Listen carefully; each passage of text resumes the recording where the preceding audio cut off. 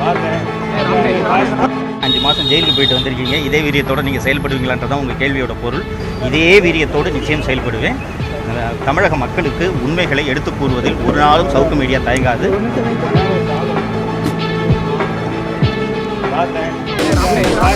உண்மைகளை சவுக்கு மீடியா ஏறக்குறைய 8 மாத காலமாக தொடர்ந்து எடுத்து கூறியதன் காரணமாகத்தான் சவுக்கு மீடியாவின் வங்கி கணக்குகள் முடக்கப்பட்டுள்ளன. சவுக்கு மீடியா ஆஃபீஸ் சீல் வைக்கப்பட்டுள்ளது. எனது வீடு சீல் வைக்கப்பட்டுள்ளது.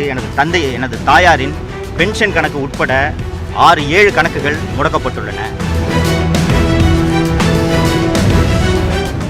எனது அலுவலகம் சீல் வைக்கப்பட்டுள்ளது. வீடு சீல் வைக்கப்பட்டுள்ளது. அலுவலகத்தில் இருந்த கேமராக்கள் பறிமுதல் செய்யப்பட்டுள்ளன. சவுக்கு மீடியாவில் பணியாற்றி கொண்டிருந்த 5க்கும் மேற்பட்ட பணியாளர்கள் மீது வழக்குகள் பதிவு செய்யப்பட்டுள்ளது. சவுக்கு மீடியாவில் நீங்கள் தொடர்ந்து பணி செய்தால் உங்கள் மீதும் கஞ்சா வழக்கு பாய்ச்சப்படும் என்று காவல்துறை அவர்களை மிரட்டியிருக்கிறது. இது ஒரு தனிநபருக்கு நடந்த கொடுமையாக நீங்கள் பார்க்கக்கூடாது. இது ஊடக சுதந்திரத்துக்கு ஏற்பட்டுள்ள கொடுமையாகத்தான் நீங்கள் இதை பார்க்க வேண்டும். நான் உண்மைகளை பேசுவதற்கு என்றுமே அஞ்சப்போவதில்லை என்று நான் அத்தனை பேரிடமும் பதில் கூறியதன் காரணமாகத்தான் விடியற் காலை 3 மணிக்கு என்னை சென்னை புழல் சிறையிலிருந்து அவசரமாக எடுத்து வந்து மதுரை சிறையில் அடைத்து என்னை 2வது முறையாக குண்டர் சட்டத்தில் கைது செய்தார்கள். உண்மைகளை சவுக்கு மீடியா ஏறக்குறைய 8 மாத காலமாக தொடர்ந்து எடுத்து கூறியதன் காரணமாகத்தான் சவுக்கு மீடியாவின் வங்கி கணக்குகள் முடக்கப்பட்டுள்ளன. சவுக்கு மீடியா ஆஃபீஸ் சீல் வைக்கப்பட்டுள்ளது. எனது வீடு சீல் வைக்கப்பட்டுள்ளது. எனது தாயாரின் பென்ஷன் கணக்கு உட்பட 6-7 கணக்குகள் முடக்கப்பட்டுள்ளன. நாட்டில் இன்று நடக்கும் உண்மைகள் எந்த வகையிலும் வெளியே வந்துவிடக்கூடாது என்பதில் தமிழக முதல்வர் மற்றும் அவரது மகன் திரு உதயநிதி ஆகியோர் மிக கவனமாக இருக்கின்றனர். இப்போது நான் ஏற்கனவே உங்களிடம் குறிப்பிட்டது போல எனது அலுவலகம் சீல் வைக்கப்பட்டுள்ளது. வீடு சீல் வைக்கப்பட்டுள்ளது. அலுவலகத்தில் இருந்த கேமராக்கள் பறிமுதல் செய்யப்பட்டுள்ளன.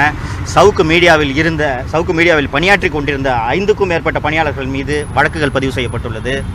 சவுக்கு மீடியாவில் நீங்கள் தொடர்ந்து பணி செய்தால் உங்கள் மீதும் கஞ்சா வழக்கு பாய்ச்சப்படும் என்று காவல்துறை அவர்களை மிரட்டியிருக்கிறது. இது ஒரு தனிநபருக்கு நடந்த கொடுமையாக நீங்கள் பார்க்கக்கூடாது. இது ஊடக சுதந்திரத்துக்கு ஏற்பட்டுள்ள கொடுமையாகத்தான் நீங்கள் இதை பார்க்க வேண்டும். நான் 5 மாதம் கழித்து நான் சிறையிலிருந்து வெளியே வந்திருக்கிறேன். உங்களுக்கு ஏராளமான கேள்விகள் இருக்கும். இந்த கேள்விகளுக்கெல்லாம் நான் பின்னால் பதிலளிக்கிறேன். நீங்கள் இந்த 5 மாத காலம் என்னுடைய செய்திகளை எனக்கு இந்த நீதிமன்ற வழக்குகள் தொடர்பாக எல்லாம் தொடர்ந்து நீங்கள் செய்திகள் வெளியிட்டு எனக்கு நீங்கள் கொடுத்து வந்த ஆதரவுக்கு எனது நெஞ்சார்ந்த நன்றிகளை தெரிவித்துக் கொள்கிறேன். மீண்டும் நிச்சயமாக தொடரும். ஒரு 2-3 மாத காலமாகும். நான் சொன்னது மாதிரி வங்கி கணக்குகள் முடக்கப்பட்டுள்ளன. ஆஃபீஸ்லேருந்து கேமராக்கள் பறிமுதல் செய்யப்பட்டுள்ளன. கம்ப்யூட்டர் பறிமுதல் செய்யப்பட்டுள்ளன. 25 பேர் பணியாற்றி கொண்டிருந்த இடத்தில் அவர்கள் வேலை இழந்து நிற்கிறார்கள். அவர்களுக்கு வேறு எந்த இடத்துலையும் வேலை இல்லை. ஒரு 2-3 மாத காலமாகும். அதற்கு பிறகு நிச்சயமாக சவுக்கு மீடியா தொடரும் என்பதை அதுதான் என்னோட வேலை. 15 வருஷமாக தான் செஞ்சுட்டு இருக்கேன். தொடர்ந்து அதை செய்வேன். பழைய வீரியம் இருக்குமா? சவுக்கு மீடியா தொடரும். உங்களோட கேள்விக்கு என்ன பின்னணின்றதை நான் புரிஞ்சுக்கிறேன். 5 மாதம் ஜெயிலுக்கு போயிட்டு வந்து இதே வீரியத்தோடு நீங்கள் செயல்படுவீங்களான்றதான் உங்கள் கேள்வியோட பொருள். இதே வீரியத்தோடு நிச்சயம் செயல்படுவேன்.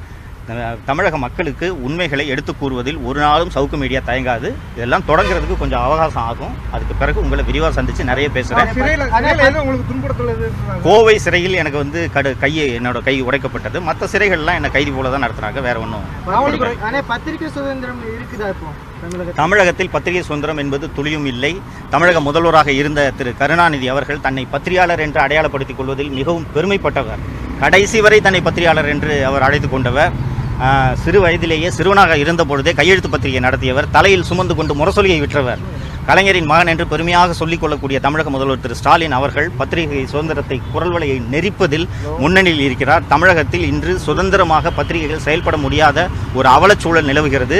இதை மாற்றுவதற்கான நாள் வெகு விரைவில் வரும். தமிழக மக்கள் தமிழகத்தை பிடித்துள்ள இந்த திராவிட மாடல் ஆட்சி என்ற சாபக்கேடு எப்போது முடியும் என்று காத்துக் கொண்டிருக்கிறார்கள். அதற்கான நாள் விரைவில் வரும். நன்றி.